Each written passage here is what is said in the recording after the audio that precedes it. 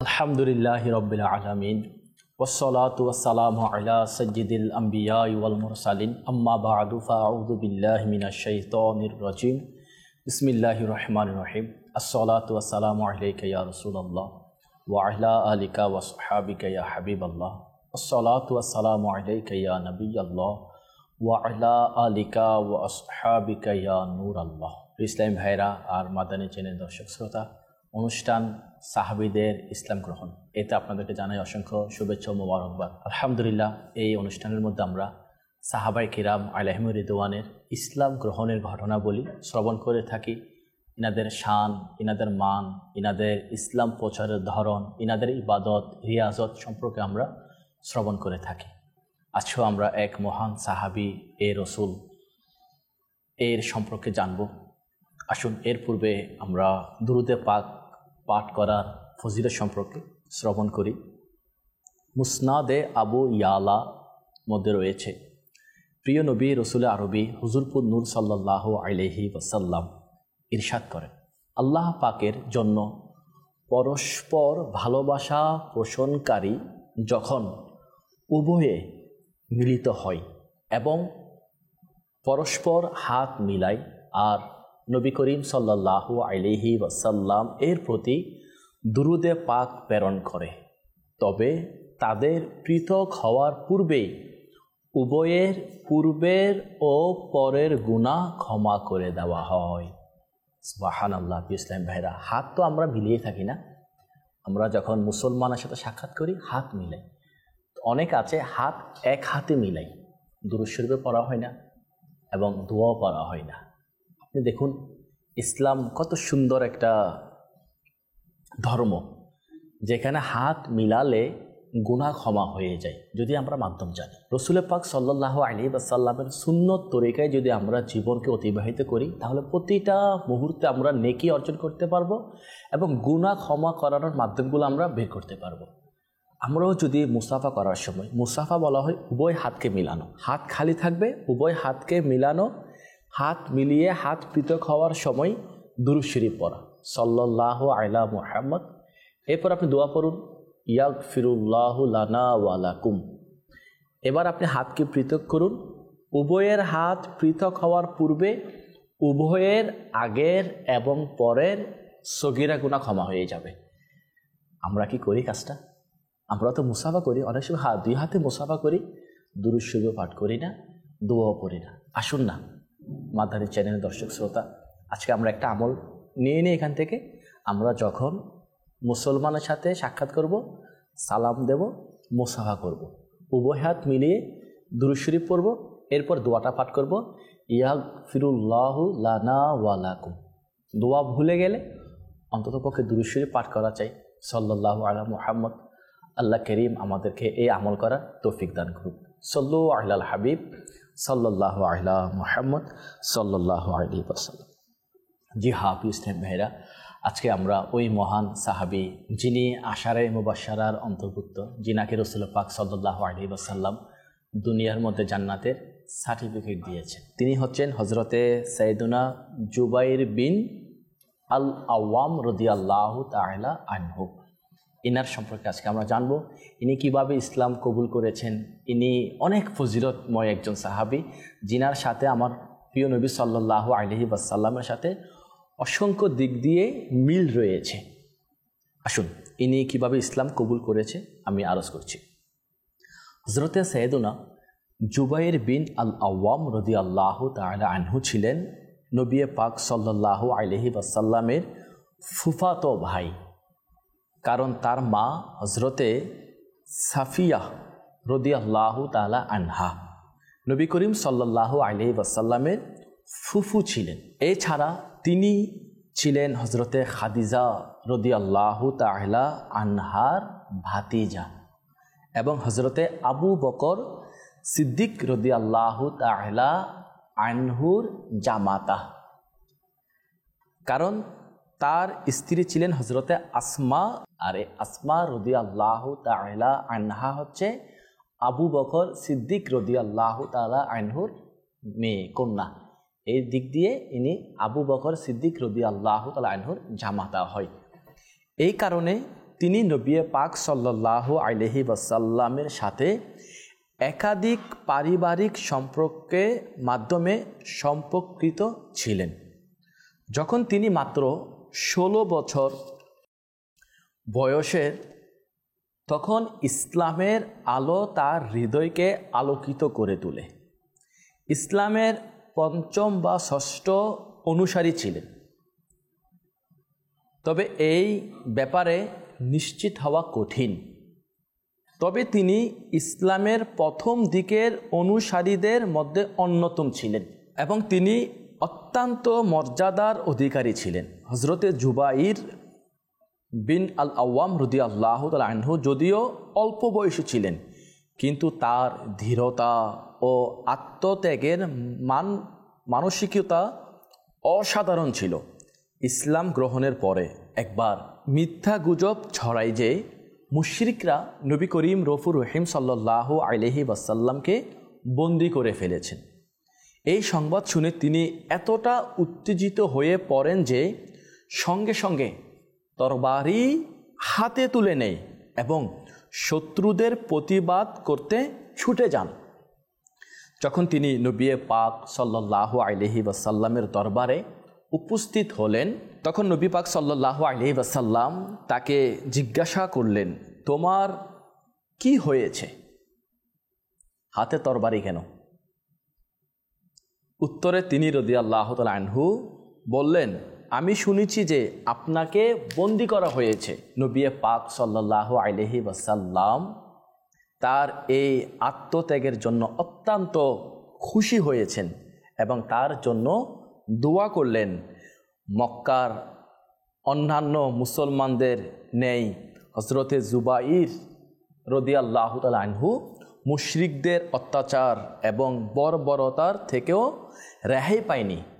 মুশরিকরা যেভাবে অন্যান্য সাহাবায়ে কিরাম মুসলমানদের উপর অত্যাচার করেছে, নির্যাতন করেছেন, একইভাবে জুবাইর বিন আল আওয়াম রাদিয়াল্লাহু তাআলা আনহুর উপরও করেছে।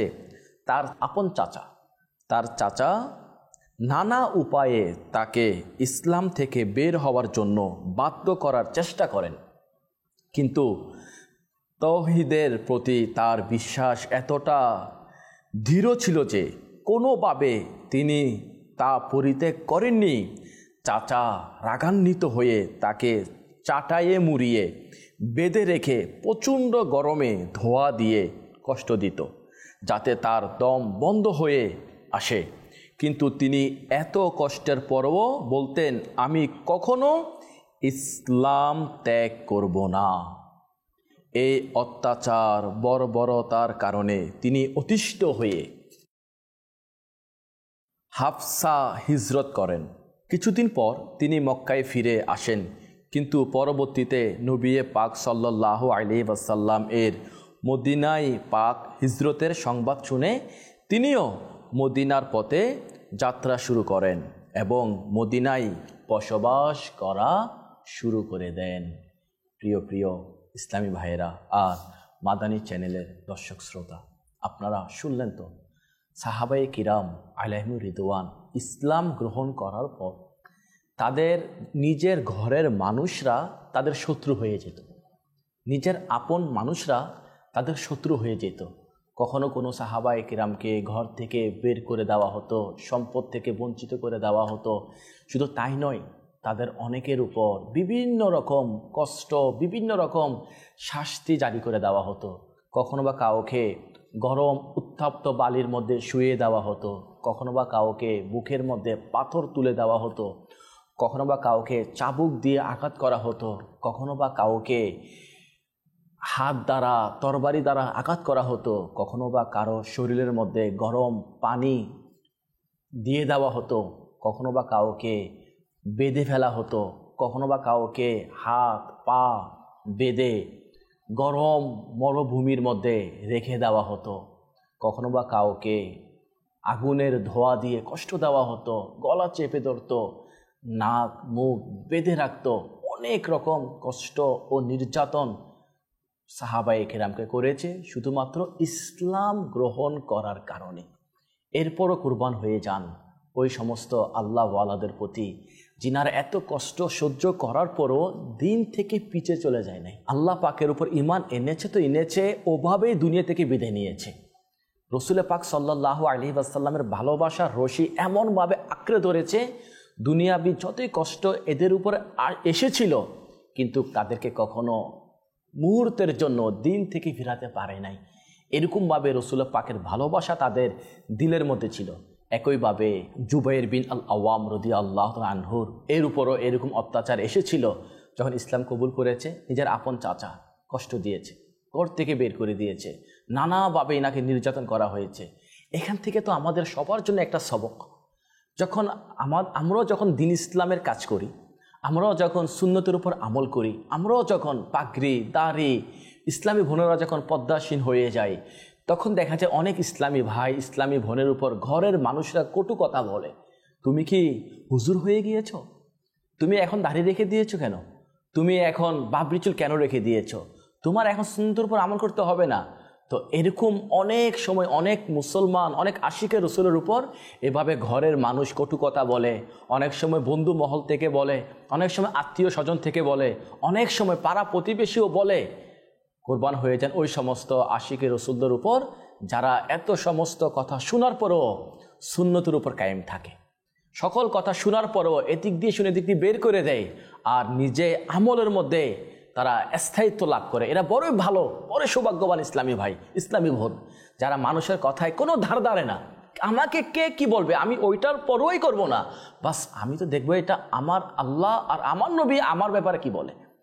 আমি যদি এদের কথা শুনে আজকে দাড়ি ফেলে দিলাম, আমি এদের কথা শুনে আজকে পাগড়ি ফেলে দিলাম, আমি এদের কথা শুনে আমি সুন্নতি লেবাসকে ছেড়ে দিলাম, আমি এদের কথা শুনে পর্দা করা ছেড়ে দিলাম, আমি এদের কথা শুনে ইলমি দ্বীন শিক্ষা থেকে দূরে চলে গেলাম, আমি এদের কথা শুনে নেকি থেকে দূরে চলে গেলাম, আমি এদের কথা শুনে মানুষকে নেকির দাওয়াত থেকে বঞ্চিত হয়ে গেলাম, তো এটা কি আমার লাভ হয়েছে? নয়, শয়তান খুশি হয়েছে, আমার লস হয়ে গিয়েছে। এদের কথা আমার সাথে কবরে যাবে না, আমার সাথে আমি নেকি যেগুলো করব ওগুলো আমার কবরে যাবে।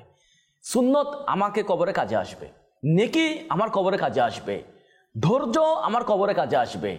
আজকে আমাকে আপনাকে যারা কষ্ট দিচ্ছে আমল করার কারণে, সুন্নতের উপর আমল করার কারণে, যদি আমি সবর ধরি, ধৈর্য ধরি আর রসুলের পাকের দরবারের মধ্যে সাহায্য প্রার্থনা করি, আল্লাহ পাকের কাছে সাহায্য প্রার্থনা করি, অবশ্যই আমাদের উপর দয়া হবে আর এই জিনিসগুলো আমার কাজে আসবে আখিরাতের মধ্যে। আমরা যেন দিন থেকে ফিরে না যাই, নেকি থেকে বঞ্চিত হয়ে না যাই।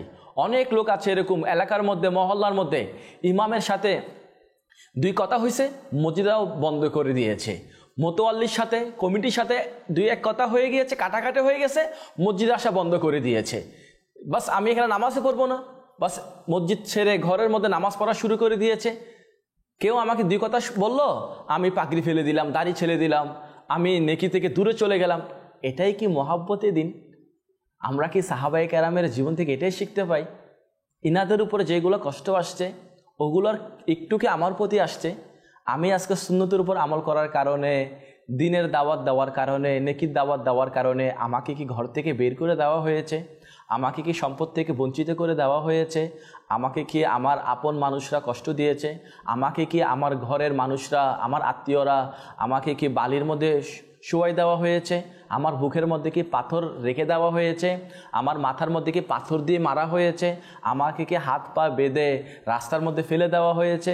আমাকে কি অন্যজনের মাধ্যমে আমার গায়ের মধ্যে আঘাত করা হয়েছে? নয়, এমনটি নয়। সাহাবায়ে কিরামের উপর এর চেয়ে বড় বড় মুসিবত আসছে, যেগুলো শুনলে আমাদের দিল কান্না করে। ইনাদের উপর কিরকম কিরকম বিপদ আসছিল শুধুমাত্র দিন ইসলাম গ্রহণ করার কারণে। তো আমরা তো এদেরকে অনুসরণ করি না, সাহাবায়ে কেরামকে মহব্বত করি, ভালোবাসি, অনুসরণ করি। তো আমরা কি ইনাদের জীবন থেকে এটা শিক্ষা নিতে পারি না? আমাদের উপরে যদি কোনো অত্যাচার আসে, দিনের পথে নেকির দাওয়াত দিতে গিয়ে মাদানী কাফেলায়, দিনে কাফেলা সফর করলাম, এলাকার মধ্যে নেকির দাওয়াত দিলাম, বয়ান করলাম, দরস দিলাম, যদি আমাদেরকে কেউ কিছু বলে আমরা কেন দরস ছেড়ে দেব, কেন বয়ান ছেড়ে দেব? দিনে কাফেলা নিয়ে কোথাও চলে গেলাম, আমাকে উনি কথা শোনাই দিল, উনি কথা শোনাই দিল, আর আমি দিনে কাফেলা করা বন্ধ করে দেব? নয়, এটা মহব্বতের দিন নয়। ইসলাম পেয়েছি কুরবানির বদলতে, আর নেকির দাওয়াত দেওয়ার জন্য আমরা যাব মোহাব্বত, ভালোবাসা সহকারে। দুই এক কথা বলবে, এটাকে নিজের মধ্যে মাইন্ডসেট করব, আমাকে দিনের কাজ করতে গেলে দুই একটা কথা শুনতে হবে। হয়তো কখনো বা আমাকে আমার ঘরের মানুষ বলবে, অথবা আমার আত্মীয়রা বলবে, অথবা আমার এলাকার মানুষরা বলবে, অথবা আমার বন্ধু সমাজ থেকে বলবে, আমাকে বলুক, আমি শুনবো, এরপর আমি নেকির দাওয়াত দেব। নেকির দাওয়াত দিতে আমি পিছপা হব না, এগিয়ে যাব। তাহলে সফলতার পথ আমরা অতি তাড়াতাড়ি পেয়ে যাব। সাহাবায়ে কিরাম আলাইহিম রিদওয়ানের জীবনীর মধ্যে এগুলো এসেছে। ইসলাম কবুল করার পর যখন ইনারা নেকির দাওয়াত দিয়েছে, পাথর মেরেছে। ইসলাম কবুল করার পর যখন ইনারা মানুষদেরকে দিনের দাওয়াত দিয়েছে, মানুষ এদেরকে বন্দী করে রেখেছে। ইসলাম কবুল করার পর যখন মানুষকে ইসলামের দাওয়াত দিয়েছে, ইনাদের উপর পাথর মারা হয়েছে, কাউকে কাউকে গরম বালির মধ্যে শুয়ে রাখা হয়েছে, কাউকে কাউকে এমন এমন অত্যাচার করেছে, অনেকে তো এভাবে শহীদ করে দেওয়া হয়েছে। আমাদের তো এমন হয় নাই। ইনারা কামিল ইমানের অধিকারী ছিলেন, ইশকে রসুলের দৌলত ছিলেন, আল্লাহ পাকের ভালোবাসা ছিলেন। আসুন না প্রিয় ইসলামী ভাইরা আর মাদানী চ্যানেল দর্শক, আমরা অনেক ইনশাআল্লাহ আমরা জুবাইর বিন আল আওয়াম রাদিয়াল্লাহু তাআলা আনহুর এর ইসলাম গ্রহণ থেকে শিখে এটা হাসিল করে একটা, যে আমরা ইনশাআল্লাহ দিনের উপরে বিপদ আসলে আমরা ধৈর্য ধরব ইনশাআল্লাহ। আসুন আজকে আমরা ইনার ফজিলত শুনবো, ইনার শান শুনবো, কিরকম শানওয়ালা একজন সাহাবী রাসূলিনী ছিলেন। ইনার ব্যাপারে খুব সুন্দর একটি ঘটনা আমি আপনাদেরকে আরজ করছি। আল্লাহ পাকের প্রিয় নবী সাল্লাল্লাহু আলাইহি ওয়াসাল্লাম যখন মক্কায়ে পাক থেকে হিজরত করে মদিনা পাকে তাশরিফ নিয়ে আসেন, তখন শাওয়ালুল মুকাররমের অনন্য মাসে সাহাবায়ে কিরাম আলাইহিম রিদওয়ান পরিবারে কুবা নামক স্থানে ফুটফুটে একটি শিশুর জন্ম হলো। শিশুর সম্মানিত আম্মা জান প্রিয় নবী রাসূল আরবি সাল্লাল্লাহু আলাইহি ওয়াসাল্লামের দরবারে উপস্থিত হয়ে নিজের চাঁদের ন্যায় শাহজাদাকে রাসূল পাক সাল্লাল্লাহু আলাইহি ওয়াসাল্লামের মুবারক কোলে দিলেন। আল্লাহ পাকের প্রিয় ও শেষ নবী সাল্লাল্লাহু আলাইহি ওয়াসাল্লাম খেজুর আনালেন এবং তা নিজের মুখ মুবারকে চিবিয়ে শিশুর মুখে দিলেন। এভাবে সেই সৌভাগ্যবান শিশুর পেটে সর্বপ্রথম যে বরকতময় খাবার গেল তা হলো উভয় জগতের সরদার রসুল আনোয়ার সাল্লাল্লাহু আলাইহি ওয়াসাল্লামের মুবারক থুতু শরীফ ও খেজুর ছিল। হুজুর সাল্লাল্লাহু আলাইহি ওয়াসাল্লাম তার উপর নিজের মুবারক হাত বুলিয়ে দিলেন ও শিশুর জন্য বরকতের দোয়া করলেন। এই সৌভাগ্যবান শিশু মদিনা পাকে মুসলমানদের মধ্যে জন্মগ্রহণকারী প্রথম শিশু ছিল, যার জন্মে সাহাবায়ে কিরাম আলাইহিম রিদওয়ান অনেক খুশি হয়েছিলেন। কেননা ইহুদিরা বলতো আমরা মুসলমানদের উপর জাদু করে দিয়েছি। যখন মুহাজির সাহাবায়ে কিরামগণ আলাইহিম রিদওয়ান মদিনা থেকে আগমন করে এখানে বসবাস করতে লাগলেন এবং তাদের ঘরে সন্তান হলো না, তখন ইহুদিরা বলল আমরা তাদেরকে জাদু করে দিয়েছি। এমনটি মানুষের মধ্যে এই কথাটি প্রসিদ্ধ হয়ে গেল। তখন সর্বপ্রথম আব্দুল্লাহ বিন আল আওয়াম রাদিয়াল্লাহু তাআলা আনহুর জন্ম হলো। তার জন্মে সাহাবায়ে কিরাম আলাইহিম রিদওয়ান এত জোরে নারায়ে তাকবীর দিলেন যে পুরো মদিনায় আল্লাহু আকবার স্লোগানের প্রতিধ্বনি গুঞ্জন হলো। আল্লাহ পাকের প্রিয় নবী ও সর্বশ্রেষ্ঠ নবী সাল্লাল্লাহু আলাইহি ওয়াসাল্লাম হযরত আবু বকর সিদ্দিক রাদিয়াল্লাহু তাআলা আনহু, যিনি সেই শিশুর নানাজান ছিলেন, কে আদেশ ইরশাদ করলেন তার কানে আজান দাও আর নিজেই সেই সৌভাগ্যবান শিশুর নাম আব্দুল্লাহ রাখেন। তিরমিজি শরীফে রয়েছে রসুল পাক সাল্লাল্লাহু আলাইহি ওয়াসাল্লাম হজরতে জুবাইর রাদিয়াল্লাহু তাআলা আনহুর ঘরে প্রদীপ দেখলেন। তখন হজরতে বিবি আয়েশা রাদিয়াল্লাহু তাআলা আনহাকে ইরশাদ করলেন, মনে হয় আসমা রাদিয়াল্লাহু তাআলা আনহা এর ঘরে সন্তান জন্ম হয়েছে, অতএব তোমরা সেই শিশুর নাম রাখবে না, আমি নিজেই তার নাম রাখব। নবী করিম রফুর রহিম সাল্লাল্লাহু আলাইহি ওয়াসাল্লাম তার নাম আব্দুল্লাহ রাখলেন এবং নিজের মুবারক হাতেই প্রথম খাবার প্রদান করেন। সুবহানাল্লাহ। ইসলামী ভাইরা আর মাদানী চ্যানেল দর্শক, আসুন আমরা হযরত সাইয়েদনা আব্দুল্লাহ বিন জুবাইর রাদিয়াল্লাহু তাআলা আনহু এর ব্যাপারে আরও কিছু সুন্দর সুন্দর তথ্য শ্রবণ করি। হযরত আব্দুল্লাহ বিন জুবাইর রাদিয়াল্লাহু তাআলা আনহুমা বলেন, আমার নাম আব্দুল্লাহ ও উপনাম আবু বকর আমার নানাজানের নামের সাথে মিলিয়ে রাখা হয়েছে, তবে তার একটি উপনাম আবু হুবাইব রয়েছে। তার সম্মানিত পিতা হযরত জুবাইর রাদিয়াল্লাহু তাআলা আনহু তাকে বললেন, মানুষের মধ্যে সবচেয়ে বেশি হযরত আবু বকর সিদ্দিক রাদিয়াল্লাহু তাআলা আনহুর সাথে তোমার মিল রয়েছে। আল্লাহু আকবার। তার বংশ অনেক আলিশান বংশ। হযরত আব্দুল্লাহ বিন জুবাইর রাদিয়াল্লাহু তাআলা আনহুমা এর মহত্ব ও শানের কথা কি বলবো। তার বংশ মহান, তার সম্মানিত পিতা 10 জন সৌভাগ্যবান সাহাবায়ে কিরামের একজন, যাকে রাসূল পাক সাল্লাল্লাহু আলাইহি ওয়াসাল্লাম এর মুবারক জবানে দুনিয়াতেই জান্নাতের সুসংবাদ দান করেছিলেন। অর্থাৎ তিনি আশারায়ে মুবাশশারাত অন্তর্ভুক্ত। তার আম্মাজানও খুবই মর্যাদা সম্পন্ন, কেননা তিনি ছিলেন মুসলমানদের প্রথম খলিফা হজরতে আবু বকর সিদ্দিক রাদিয়াল্লাহু তাআলা আনহুর শাহজাদি ও মুসলমানদের আম্মাজান হজরতে বিবি আয়েশা সিদ্দিকা রাদিয়াল্লাহু তাআলা আনহা এর বোন হজরতে বিবি আসমা রাদিয়াল্লাহু তাআলা আনহা। প্রিয় ইসলামী ভাইরা আর মাদানী চ্যানেলের দর্শক শ্রোতা, আসুন আমরা শুনলাম এতক্ষণ পর্যন্ত আব্দুল্লাহ বিন জুবাইর রাদিয়াল্লাহু তাআলা আনহুর ফজিলত। ইনার ইবাদত রিয়াজত অনেক বেশি ছিল।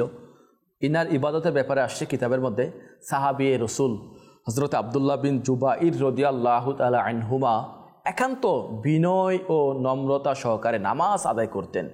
একবার তিনি নামাজ পড়ছিলেন, এমন সময় নিকটে এক ছোট্ট ফুটফুটে শিশু বিদ্যমান ছিল। হঠাৎ ছাদ থেকে একটি সাপ শিশুটির পাশেই পড়ল। লোকেরা সাপ সাপ বলে শোরগোল শুরু করলো ও অবশেষে মেরে ফেলল। এত কিছু হওয়ার পরও হজরত আব্দুল্লাহ বিন জুবাইর রাদিয়াল্লাহু তাআলা আনহুমা সেভাবে নামাজ পড়ছিলেন। আল্লাহু আকবার। সাপের কোনো পরোয়া করে নাই। এমন নামাজের মধ্যে এমন বিনয় ছিল যে পাশে সাপ, এরপরও নিজের নামাজের মধ্যে কোনো প্রভাব পড়েনি। একইভাবে বর্ণিত রয়েছে হজরতে ওমর বিন আব্দুল আজিজ রহমতুল্লাহ আলাইহি হজরত ইবনে আবু মুলাইকা রহমতুল্লাহ আলাইহিকে বললেন, আমাকে হজরত আব্দুল্লাহ বিন জুবাইর রাদিয়াল্লাহু তাআলা আনহুমার গুণাবলী বর্ণনা করুন। তখন তিনি আরজ করলেন, আল্লাহর শপথ, আমি এমন কোনো শরীর দেখিনি যেমনটি হজরত আব্দুল্লাহ বিন জুবাইর রাদিয়াল্লাহু তাআলা আনহুমা এর শরীর ছিল। একদিন তিনি নামাজের জন্য দাঁড়ালেন। এমন সময় মিনজানিক, যা তোপের ন্যায় একটি অস্ত্র ছিল, যা দ্বারা বড় বড় পাথর নিক্ষেপ করা হতো, দ্বারা নিক্ষিপ্ত একটি পাথর তার দাড়ি ও বুকের মাঝখান দিয়ে অতিক্রম করল। আল্লাহর শপথ, তার চোখে কোনো ভয় ছিল না, তার কিরাতেও কোনো পার্থক্য এলো না এবং রুকুতে কোনো পার্থক্য এলো না, যেভাবে তিনি রুকু করতেন। আল্লাহু আকবার। নামাজের একাগ্রতা এভাবে আসছে। হজরতে আব্দুল্লাহ বিন জুবাইর রাদিয়াল্লাহু তাআলা আনহুমা নামাজে দাঁড়াতেন, তখন এমন মনে হতো যেন কোনো কাঠ, এবং তার এই ধরন দেখে বলা হতো যে নামাজে বিনয় ও একাগ্রতা এমনই হয়ে থাকে। হজরতে আমর বিন দিনার রহমতুল্লাহ আলাইহি বলেন, সাহাবী ইবনে সাহাবী হজরতে আব্দুল্লাহ বিন জুবাইর রাদিয়াল্লাহু তাআলা আনহুমা এর চেয়ে উত্তম পদ্ধতিতে কাউকে নামাজ পড়তে দেখিনি। এবং হজরতে আতা রহমতুল্লাহ আলাইহি থেকে বর্ণিত যে যখন হজরতে আব্দুল্লাহ বিন জুবাইর রাদিয়াল্লাহু তাআলা আনহুমা নামাজ পড়তেন, তখন এমন মনে হতো যে তিনি যেন উত্থিত হওয়া জিনিস, যা নড়াচড়া করে না। আল্লাহু আকবার। প্রিয় ইসলামী ভাইরা আর মাদানী চ্যানেল দর্শক শ্রোতা, আপনারা শুনলেন তো আব্দুল্লাহ বিন জুবাইর রাদিয়াল্লাহু তাআলা আনহুমার ইনার নামাজের প্রতি কেমন আগ্রহ ছিল। নামাজ পড়লে কোনো খেয়াল থাকতো না। এদিকে আমরা আমাদেরকে নিয়ে ভাবি, আজ আমরা তো নামাজ পড়লে নামাজের মধ্যে আমাদের দেহ থাকে ঠিক আছে, আমাদের মন নামাজের মধ্যে থাকে না। কয় রাকাত পড়ছি ভুলে গিয়েছি, কোন সূরা পড়ছি ভুলে গিয়েছি। দুনিয়াবি কত রকমের চিন্তা ভাবনা কল্পনা জল্পনা আমরা নামাজের মধ্যে করি। কারণ এর একটা কারণ হচ্ছে এটাই, আমরা হয়তো সঠিকভাবে নামাজ আদায় করতে জানি না। সঠিকভাবে যদি নামাজ আদায় করতে জানি, নামাজের একাগ্রতা কোন কাজ করলে আসবে, শরীরের একাগ্রতা কিভাবে দাঁড়ালে আসবে, এই পদ্ধতি হয়তো আমরা অনেকে জানি না। আসুন না আমরাও নিজের নামাজের মধ্যে একাগ্রতা বিনয়ী নিয়ে আসার জন্য দাওয়াত ইসলামীর এই সুন্দর পরিবেশের মধ্যে সম্পৃক্ত হয়ে যাই। আমরা আমাদের নামাজকে শুদ্ধ করি, আমাদের ইবাদতকে শুদ্ধ করি, নামাজ আদায় করি। আলহামদুলিল্লাহ দাওয়াত ইসলামীর বিভিন্ন শোভাজাত রয়েছে, যেগুলোর মধ্যে নামাজ প্রশিক্ষণ দেওয়া হয়। বিশেষ করে 3 দিনের দিনই কাফেলা রয়েছে, 7 দিনের নামাজ প্রশিক্ষণ কোর্স রয়েছে। এই কোর্সগুলোর মধ্যে যারা যাবে তাদেরকে নামাজ সহিভাবে হাত তোলা, রুকু করা, সিজদা করা, সালাম ফিরানো, নামাজের আরকানগুলোকে সহিভাবে শিক্ষা দেওয়া হয়। আমি আরজ করব মাদানী চ্যানেল দর্শক শ্রোতা, আমরাও সময় বের করে আমাদের ঘরে যারা উপযুক্ত ছেলে আছে এদেরকে আমরা দিনই কাফেলার মধ্যে সফর করাই, কোর্স করাই। ইসলামী বোনেরাও বিভিন্ন কোর্স কাফেলা করে নিন ইসলামী বন্ধুর সাথে যোগাযোগ করে। ইনশাআল্লাহ এতে আমাদের নামাজের মধ্যে একাগ্রতা আসবে, বিনয়ী আসবে। আর নিজের নামাজের মধ্যে একাগ্রতা বিনয়ী আনার আরেকটি মাধ্যম হচ্ছে এই ফয়জানে নামাজ নামক একটি কিতাব রয়েছে আমির আহলে সুন্নতের। ওই কিতাব আমরা অধ্যয়ন করি, ইনশাআল্লাহ ইলমি দিন আমরা শিখতে পারবো, নামাজের একাগ্রতা আমাদের অর্জন হবে। আল্লাহ পাক আব্দুল্লাহ বিন জুবাইর রাদিয়াল্লাহু তাআলা আনহুর সাদাকায় আমাদের সবাইকে বেহিসাব ক্ষমা করে দিক, আমিন। বিজাহি খাতামিন নবিয়িন সাল্লাল্লাহু আলাইহি ওয়াসাল্লাম। ভালো থাকুন, সুস্থ থাকুন। দেখা হবে অন্যদিন অন্য এক সাহাবী রাসূল আলাইহির রিদওয়ানের ইসলাম গ্রহণ নিয়ে। সাল্লু আলাল হাবিব সাল্লাল্লাহু আলাইহি।